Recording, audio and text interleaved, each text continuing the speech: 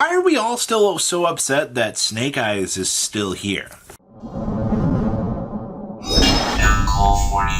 sure you guys smash the crap out of that subscribe button so you guys don't miss out on more awesome content. So I want to preface this. I got some interesting data that I want to share a little bit here with you. And the one guy that keeps commenting, Robbie, you're recycling the same content. I have something new to add on to this topic, so we're revisiting it, and I'm still seeing people rage quitting the game. So, in the last couple of videos, we talked about the Snake Eyes problem in the meta out here. It has been, I heard competitive players very vocal about this too. They were extremely angry, and then time has kind of gone on, and they've done, guess what? Playtesting.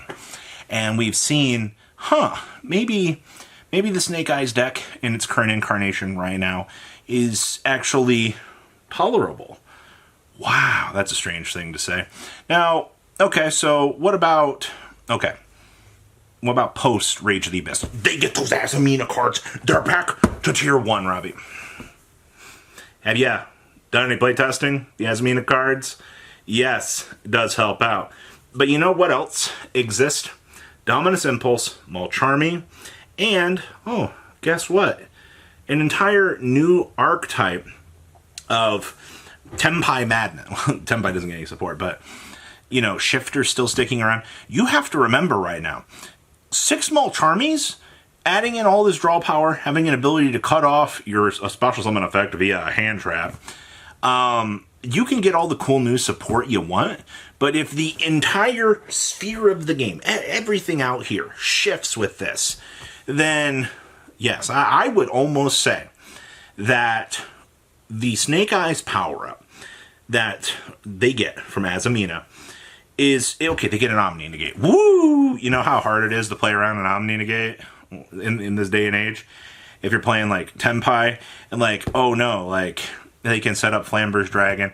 I think their strongest board's been, a couple backer, an IP and a Flamberg, into, a wall of monsters. That's it. That's the best that they can do. Russelago gives the deck a little bit more searchability now with the Azamina stuff to be able to search through, plus the Omni after they kind of go down the other subline of things that they want to do to kind of protect their investment. Okay, so power up, but the rest of the meta as they power creep, the rest of the meta takes that same step forward. So I would still say we're in the same benchmark here. Now, we just had a post-ban list, post-Rage of the Abyss, post-next set. That's right. We actually went over Crossover Breakers, and we had an event. And for the people out here that have been crapping the floor out here saying Snake Eyes is going to be the strongest deck, I have some very bad news for you. And this actually goes for so I've gotten a couple comments here I also want to address with the whole Malice and the whole Ryzel thing. The number one thing I've read from people talking about Ryzel right now is, hey, the TCG is such a grind game. We're not going to see this deck do well here. We don't have 7 Tachyon. Boy, oh boy, you're wrong. As it currently stands with everything that we have, Ryzel outperformed everything. And guess what was right next to it? Malice was standing next to it. In a tournament out here where, people are crapping the floor with Snake Eyes going to be the best deck post this next set, they didn't even top 8. All right? Now, this could just be a swan event out here. You could have this because Snake Eyes were 9th and 10th. Actually, Snake Eyes had 4 of the top 16, but they didn't get a single slot in the top 8.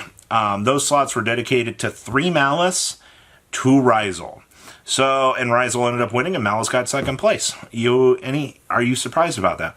The whole thing with this, Snake Eyes is the biggest, strongest deck ever. I'm quitting the game because of this. The ban list didn't hit it. Ban list did its job. Ban list checked it to the point that it became tolerable. And then Konami, in real Konami fashion out here, said, you know what? There's the power creep. We have it on the calendar, and that's a story as old as time. This is the thing that I don't think people seem to remember. But you remember when Necros dodged the ban list? And a lot of the community was really pissed about that. Necros should have been hit. This is ridiculous.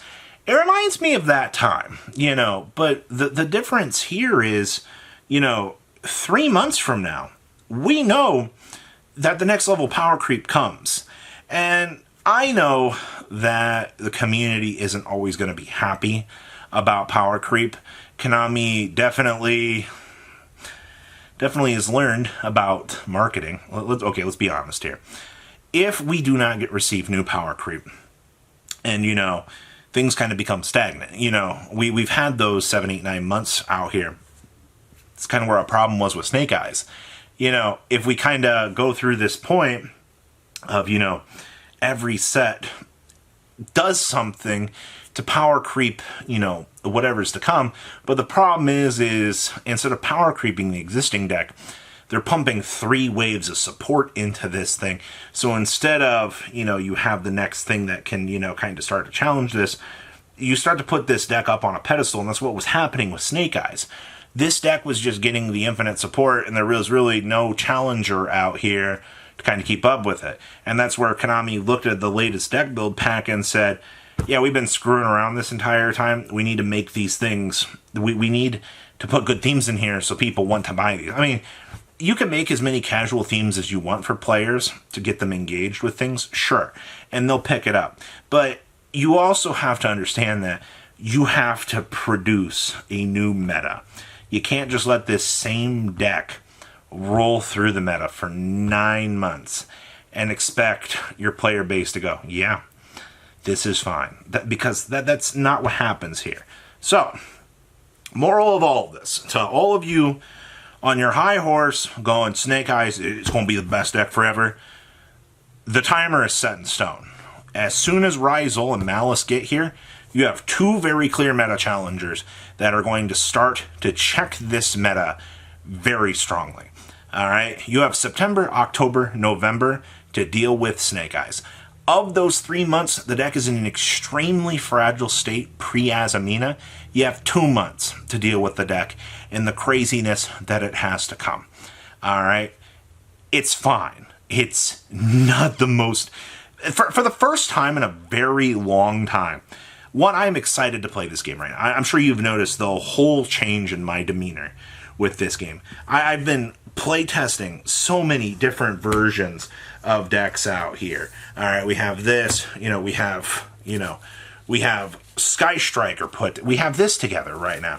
All right, like we have this Lightsworn junk sitting on my table that, is not been like the most exciting thing in the world. We have Mimighoul sitting here that I've been messing around with. We have Runic. We also have, I don't even know what you are. This is Exodia. For the first time in years, besides, making a deck and just messing around with it online, kind of calling it a day, we've been bringing you this live duel series as well. Positive, views aren't the greatest. I don't really care about that. The people that have been enjoying it have been good. To the people that are fed up with the game right now, it is nowhere near as bad as it looks. The only next thing that we're going to have to complain about, or I'm going to have to deal with people, it's probably going to be Dominance Impulse and Mulcharmy are going to be Secret Rares and Rage of the Abyss. People are going to shit at it, cry on the floor. They're going to be upset because you have another $400 in hand traps, maybe more on the Mulcharmies, and for some reason you had a month and a half notice out here that these cards were going to be needed, that you could start saving money, start, figuring things out, trade in your Snake Eyes cards before the 10s, and start having a little bit of put aside.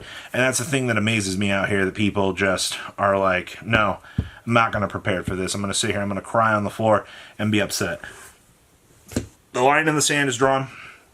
Snake Eyes, it's going to be a little bit of an annoyance. What other Tier 1 decks do you expect? You still have Yubel and Tenpai out here. They're doing their thing. Yubel's also in a weakened state.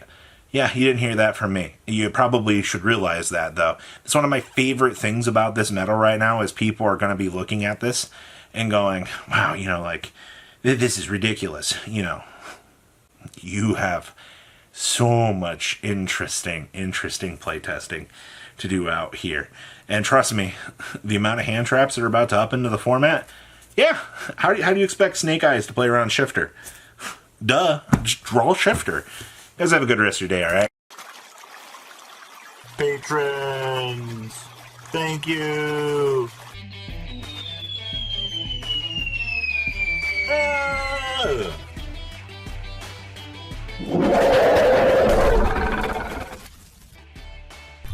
Thank you so much for watching. Check out these other videos.